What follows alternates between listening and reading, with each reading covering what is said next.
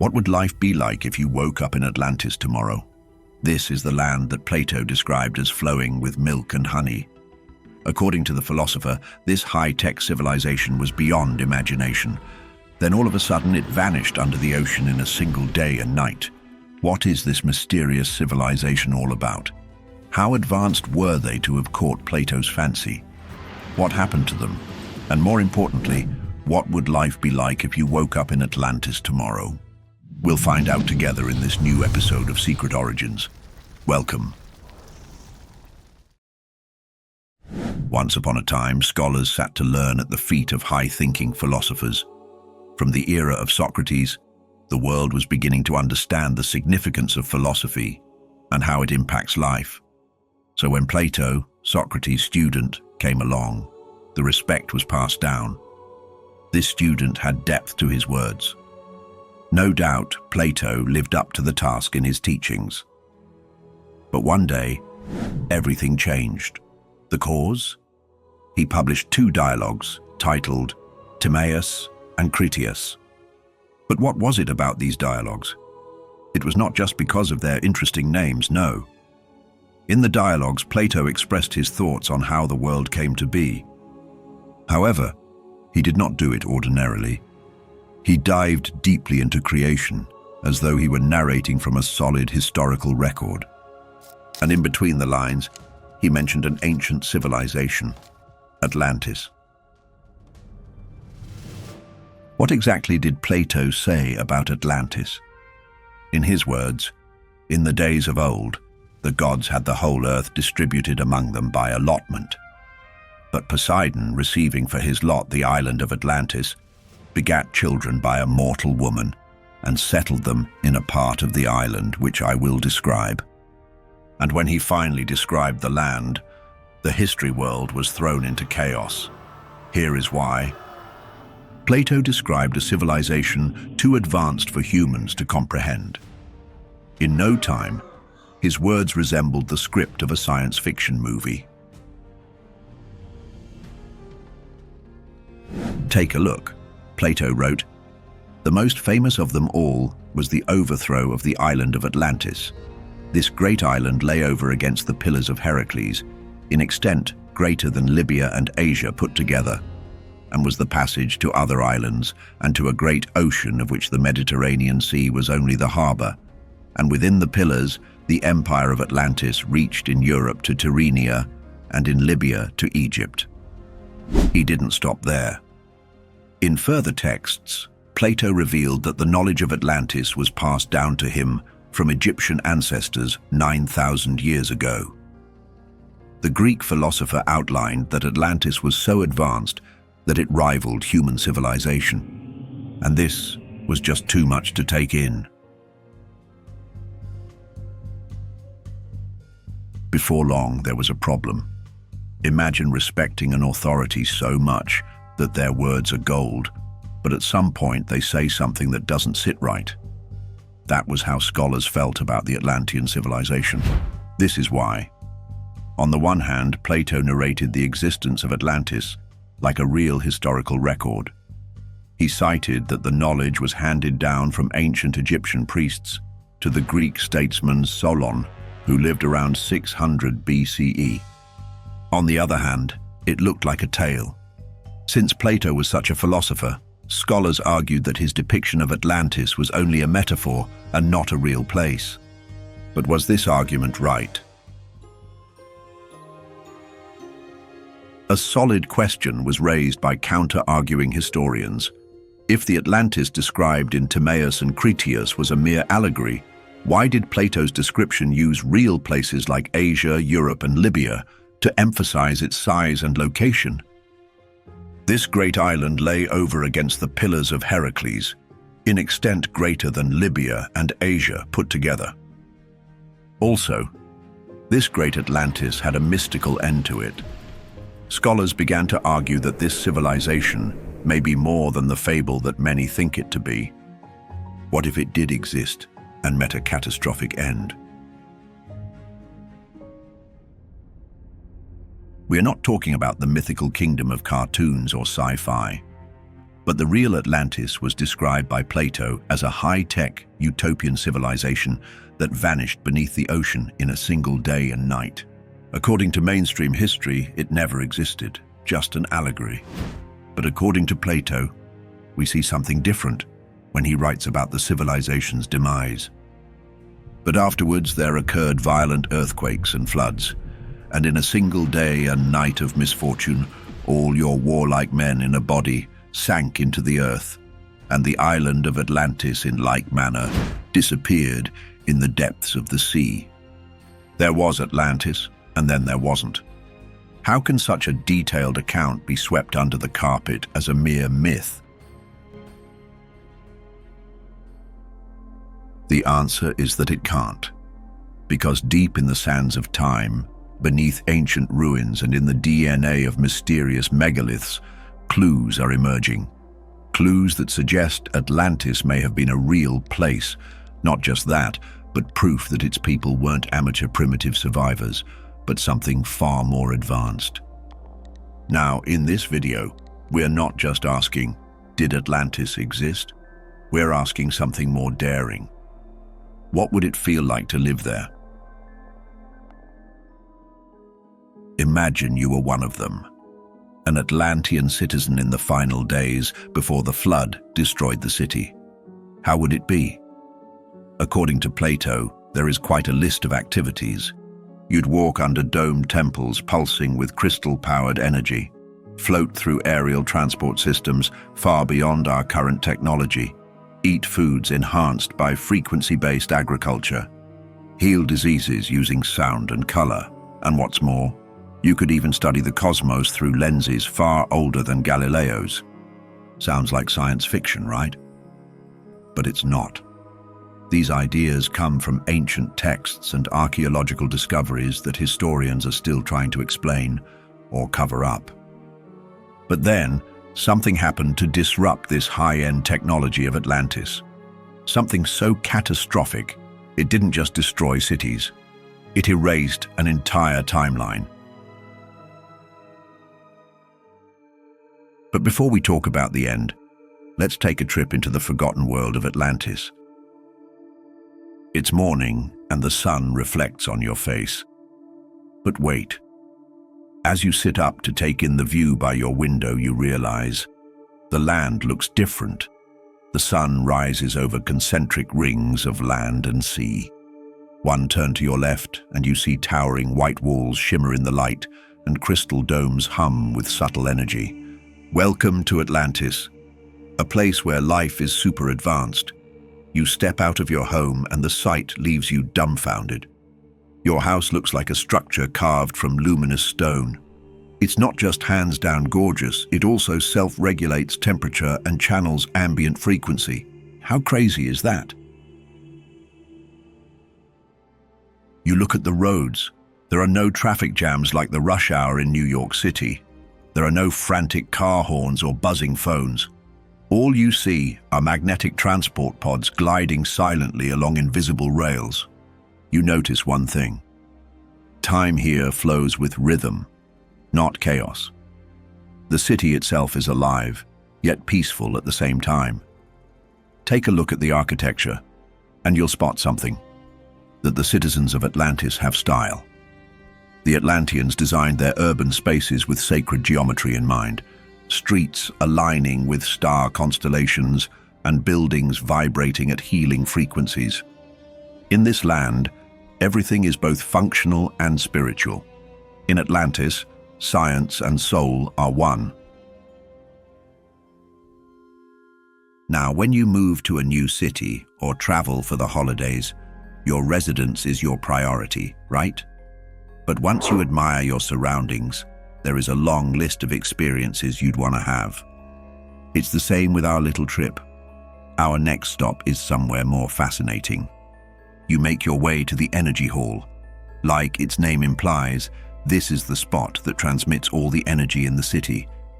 With such an advanced description given by Plato, you're not surprised to see the walls pounding with a violet glow. Here, massive quartz crystals channel Earth's electromagnetic currents, powering the entire city with such accuracy. But these crystals don't just power lamps, they also recalibrate your consciousness.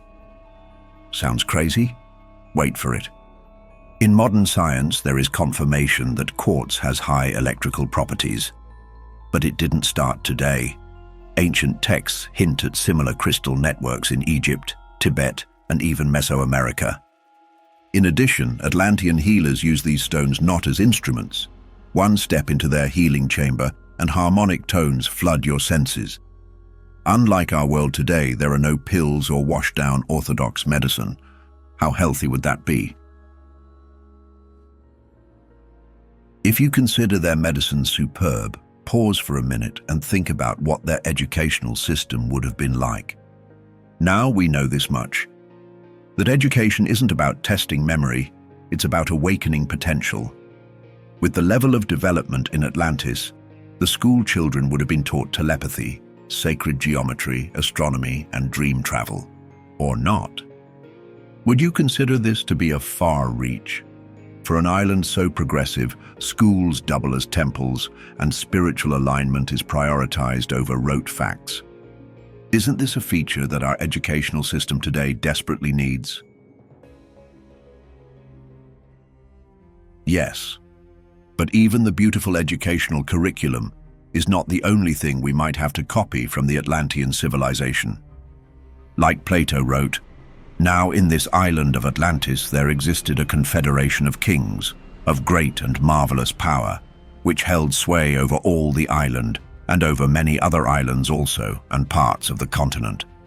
How powerful was this civilization for it to rule over other parts of the continent? Let's deduce that from its high-end tech. In the heart of Atlantis, energy wasn't just harnessed, it was harmonized. At the city's core, massive crystalline towers stood tall like sentinels. The goal? For beauty and balance. These structures formed a vast energy grid that tapped into the Earth's natural magnetic field. To put this into perspective, think Tesla towers, but many millennia earlier. That's not all. Atlanteans believed crystals held consciousness. When properly aligned, they became pipes for anti-gravity travel, the manipulation of matter, and even time distortion. At this rate, it's clear that the features that are called fake could just be suppressed history. Even today, fragments of quartz-based tech and magnetic stone alignments in sites like Puma Punku and Baalbek continue to baffle engineers. What if these are the leftovers of Atlantean exports? But for a moment in your trip, you shift the focus from all you can see to what you hear. And that's when you realize. In Atlantis, sound was not just for music, it was the language of matter. Atlantean scientists didn't build with hammers and chisels, they built with frequency. There is only one way they could have achieved that. By directing harmonic sound waves at materials, they altered density, reshaped stone, and even levitated structures. Some accounts even describe tuning forks that could lift objects.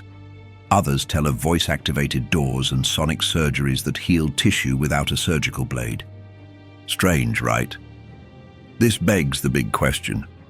What if the Great Pyramids, the stone spheres of Costa Rica, and the H-blocks of Tiwanaku were constructed using this same lost sound tech? In the 20th century, Nikola Tesla dazzled everyone with the Wardenclyffe Tower. What they didn't know is that Atlantis was already centuries ahead, powering entire cities without wires, using piezoelectric crystals, magnetic fields, and atmospheric resonance. Atlanteans transmitted energy in an invisible manner. Light glowed without bulbs. Water flowed uphill. Vehicles glided silently. The real kicker? They did this without polluting a single atom of air. This is the height that environmentalists today keep striving to achieve. But the thing is, an advanced civilization already did them millennia ago. And if by chance you get sick during your visit to Atlantis, brace yourself. They've got some healing tactics up their sleeves. In Atlantis, medicine wasn't just about curing illness, it was about restoring harmony. The Atlanteans believed disease began as a disruption in the body's frequency, so instead of pills or incisions, healers used vibration. Light, sound, and color weren't mere aesthetics like in today's world. Back then, they were medicine. Patients lay beneath domes shaped like prisms, where beams of colored light pulsed in specific frequencies to realign chakras, mend tissues, and calm the nervous system. Today, fringe sciences like chromotherapy and bioresonance echo these ideas. But in Atlantis, they were standard practice. Can you believe that? You don't walk into a hospital in Atlantis. You enter a temple. Walls are carved with sacred geometry. Incense wafts through crystalline air. And silence over there isn't awkward, it's medicinal. Even the method of diagnosis was different. Aura readers and telepathic scans replaced MRIs.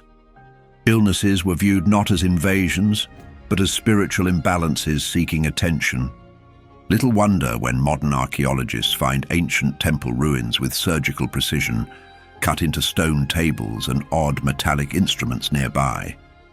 They wonder, were these early hospitals?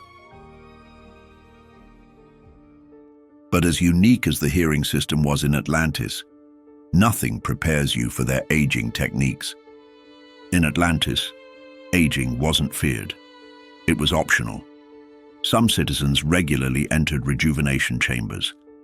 These are crystalline pods that emit low-frequency waves to repair DNA, regenerate tissue, and even awaken ancestral memory. The thought of it alone is mind-boggling. You want to know what they say? It's said these chambers could extend life by centuries.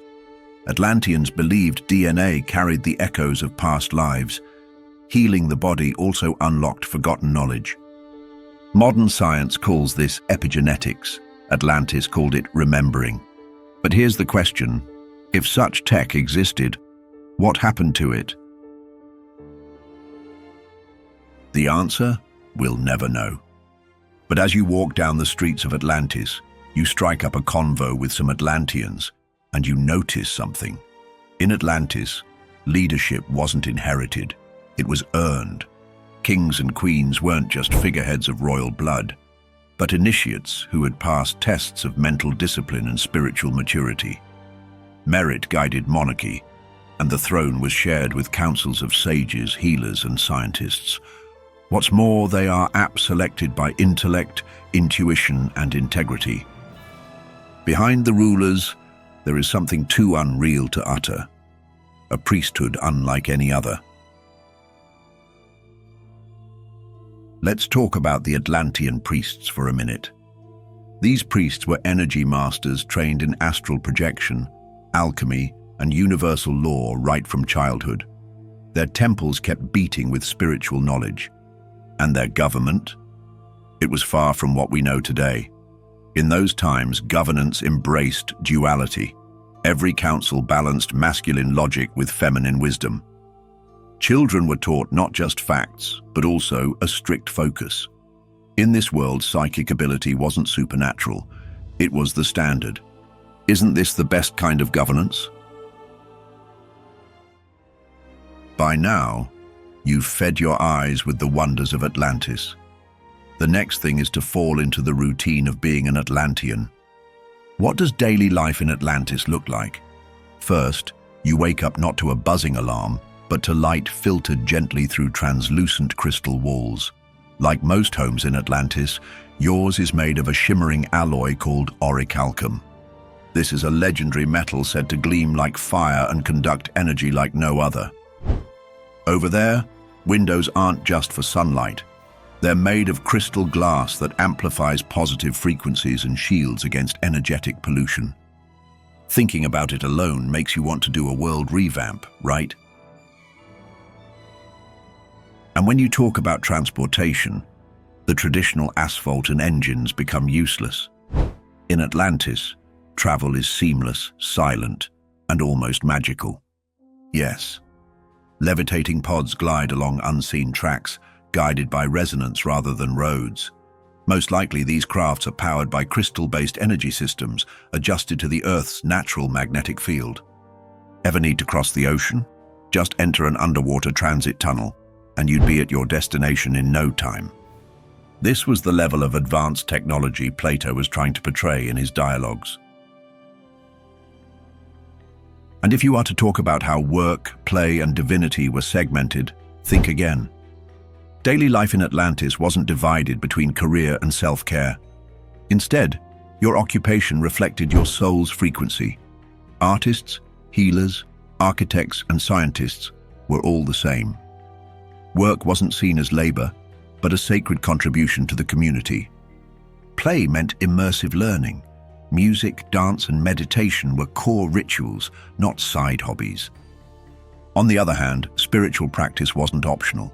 It was embedded in daily routines. Imagine crystal calibration in the morning, then collective resonance baths at dusk.